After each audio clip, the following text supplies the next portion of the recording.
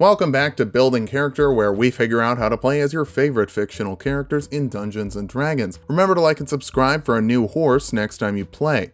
Maybe. Today we're building Geralt of Rivia, the titular Witcher from the Witcher series of books, video games, and now even a Netflix series. It's ironic how popular Geralt is in the real world, considering how loathed he is in the fictional one. Toss a coin to your Witcher, oh valley of plenty, oh valley of plenty, oh. Let's start off with our goals for this build. First, we need to be a monster expert, tracking and slaying them with ease. Next, we'll get some Witcher magic, and I'm sure I'm going to pronounce all of those signs correctly. Finally, Geralt needs a horse to get around on. It's a big continent. Who wants to do all that walking? For stats, we're using the standard point array from the player's handbook, and looks like we've got one of those characters that's good at everything. Geralt is strong, quick, tough, knowledgeable, natural, and magnetic. So we'll be picking stats based off of what we need for the build. If you want to say something is wrong here, you need to say what you would drop instead when you leave that in the comments. I know no one's going to follow that rule, but I might as well say it. We'll start with strength. Your swords are long. One might even call them big pokers. Wisdom next. Your sense of smell is great. You're terrific at reading people, medically trained, and great with animals. It really should be your best stat and will be after racial bonuses. Constitution after that, you have more scar tissue than regular skin at this point, and it's not because you're clumsy in the kitchen. Follow that up with dexterity. You're not clumsy in the kitchen or on the battlefield. Intelligence is a little low. We do need it for natural knowledge, but we'll dump charisma, we'll get the intimidation proficiency, but other than that, he's not charming, he's just hot. There's a difference, believe me, I know.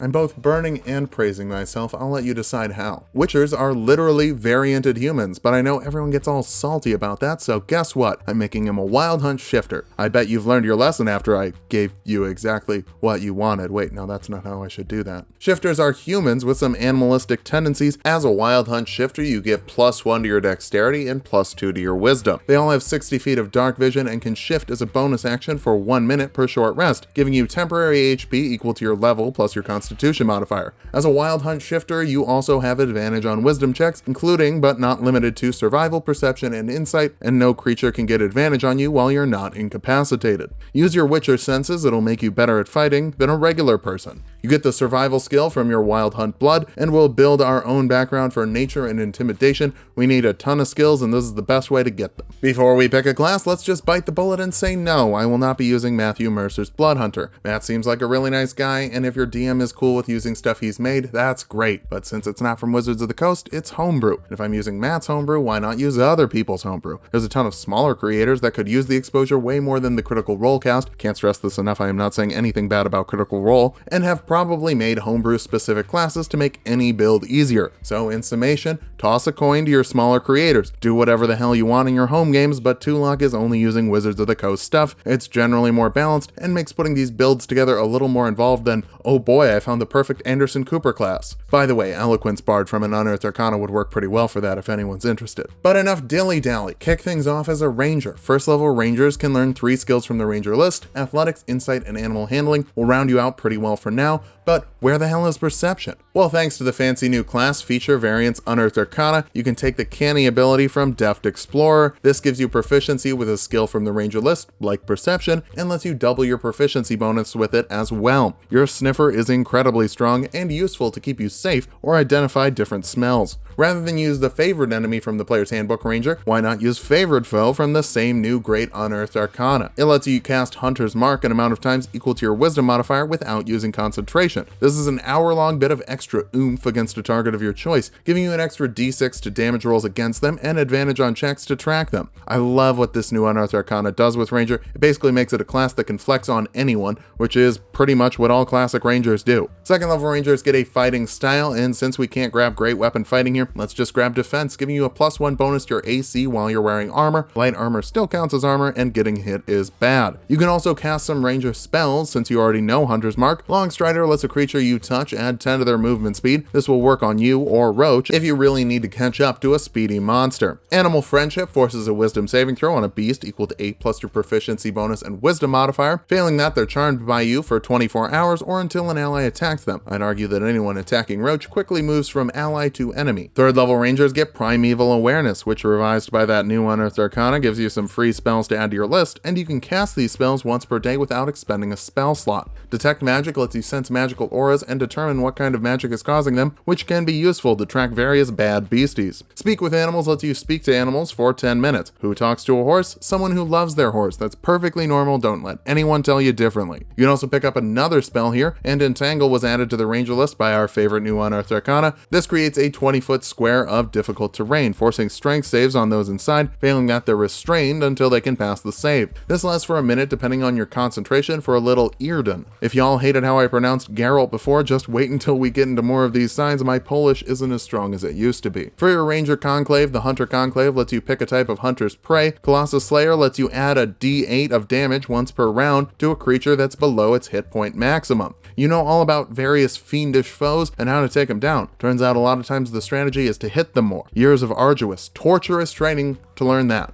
Good stuff. 4th level Rangers get an ability score improvement or a feat. The skilled feat lets you grab 3 more skills. Investigation, Stealth, and Arcana will hopefully make your Witcher training a bit more worth it. 5th level Rangers get an extra attack, letting you make 2 attacks instead of 1 with your action. Fighting quick is a good thing. You can also learn 2nd level spells and Hot Dog. That means we get to talk more about this new Unearthed Arcana, which adds Magic Weapon to the Ranger list. This spell makes a weapon magical in terms of overcoming resistances and adds 1 to your attack and damage rolls. If your DM gives you a magic sword, awesome, you don't need this. But we live under the assumption that your DM is a cruel, unforgiving monster who lives only to see you suffer. At least that's how I DM. I'm really excited to start DMing again now that the new year's started. 6th level Rangers can grab another ability from Deft Explorer. Roving adds 5 to your movement speed and gives you a climbing and swimming speed as well. At this point, I'd also swap out Animal Friendship from your spell list for Gust of Wind, which got added in the Unearthed Arcana. Fun game. Rewatch this video and take a shot of water every time I say Unearthed Arcana to get super hydrated. Anyway, Gust of Wind creates a 60-foot line of wind that pushes creatures back 15 feet if they fail a strength saving throw and halves their movement as they move through it. This version of Ard should work on even the most ardent of foes. Polish. Nailing it. 7th level Hunters get a type of defensive tactic. Multi-attack defense lets you add 4 to your AC after you're hit by an attack, but only from follow-up attacks from that same creature. Still, it can be useful. Lots of high-level monsters can attack 2 or more times and really take your health down quickly. 8th level Rangers get another ability score improvement. Round up your strength and constitution. Odd numbers stress me out, even if you're an odd dude. You can also learn another spell. Spike Growth creates a 20-foot patch of difficult terrain, and creatures moving through that terrain take 2d4 piercing damage for every 5 feet they move. This is a bigger, badder version of Earden. But so far we only have 2 signs, so let's scoop up some more. Dipping into Druid lets you learn Druidic, a secret language that only Druids know. Geralt moves all around the continent and speaks a number of languages. I guess knowing some secret hippie language shouldn't be too hard. You can also learn Druid spells. For cantrips, Produce Flames lets you summon a bolt of fire that you can throw at someone with a ranged spell attack, dealing 2d8 fire damage. This should work for Igni. Gust forces a strength save on a creature within 30 feet of you, pushing them back 5 feet, or you can push an object weighing 5 pounds or less 10 feet, or you can just make the wind blow through your hair. Somehow you manage to be pretty appealing to the ladies. Maybe the aged Fabio look is a good move. Oh, and this is an on-demand Ard that you can't run out of, by the way. Charm Person forces a wisdom saving throw on a creature, failing it, they're charmed for an hour, which makes them more friendly to you, in case you accidentally piss someone off. Protection from Evil and Good was added to the Druid list from that Unearthed Arcana. Take a shot. It gives Aberrations, Celestials, Elementals, Fiends, Fae, and Undead disadvantage on attack rolls against creatures you touch for up to 10 minutes depending on your concentration. This also prevents that creature from being charmed, frightened, or possessed by said monsters, and with that you can use all the signs Geralt does in the games. You're multiclassing spellcasters here, so check out page 165 of the player's handbook to figure out how many spells you have at any given level. We've really got everything we need to be a successful Witcher, but to be the best Witcher, we need to be a better fighter. First level fighters can choose a fighting style, and your swords are pretty great, even if they're not great swords, if that makes sense. I'm saying that you should take the great weapon fighting style to reroll 1s and 2s on damage die with weapons you're wielding two-handed, whether it's a sword for men or a sword for monsters. You also get Second Wind, letting you recover 1d10 plus your fighter level in HP as a bonus action once per short rest. Between all the horrors of the world and people just being jerks, you don't have a ton of downtime. This is helpful. Second level fighters get Action Surge, letting you make 2 actions per round once per short rest, which should help you get the job done. Lord knows Jaskier isn't going to be doing much. Yeah, that's some Bard shade.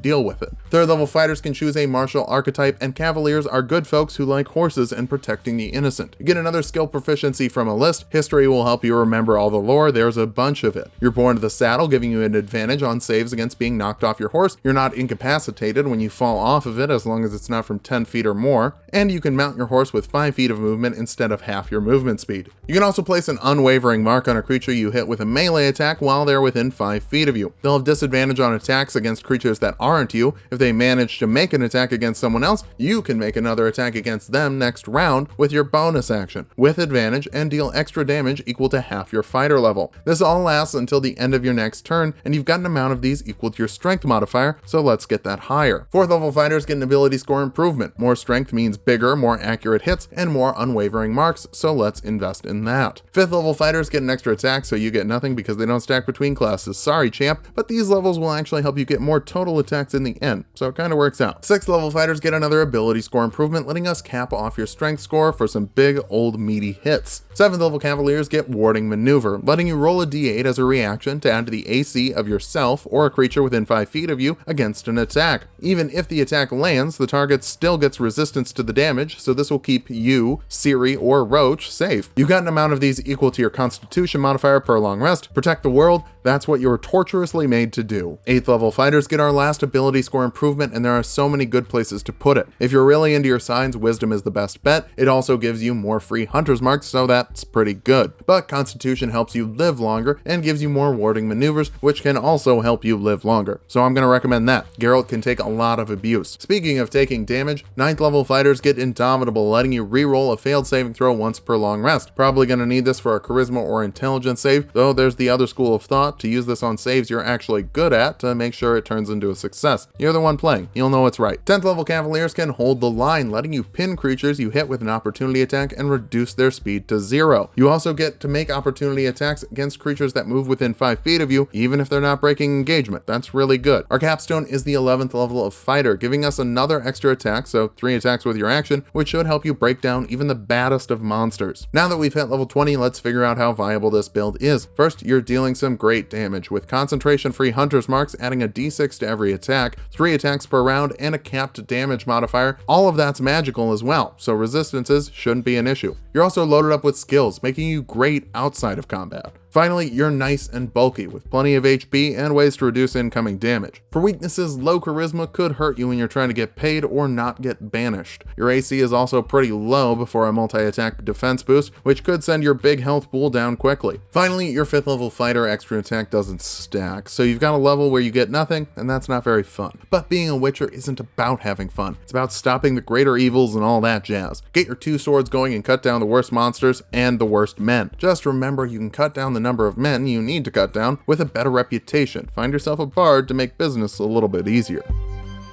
Thanks for watching. If you like the video, subscribe for more. We make 2 videos every week. And if you're feeling generous, toss a coin to your barbarian by joining our Patreon, where I post schedule updates so you'll know what videos are coming and you don't have to ask me for Geralt on videos where I said I'm working on Geralt.